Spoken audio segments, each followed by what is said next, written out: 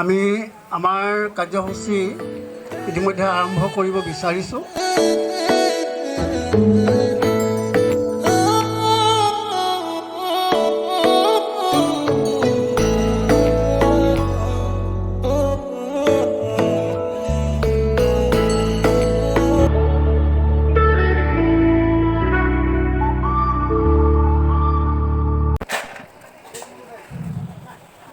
শ্ৰদ্ধাৰ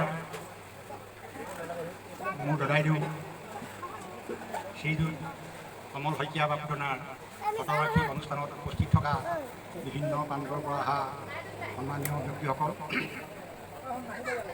গোপালতা প্ৰাথমিক শাখাৰ সমূহ বাপ আই সমস্ত আৰু কণ কণ মইনামতীহঁত, আজি শতবাৰ্ষিক অনুষ্ঠানটি আমাক সভাভাগী পৰিচালনাৰ কাৰণে দায়িত্ব অৰ্পণ কৰিছে।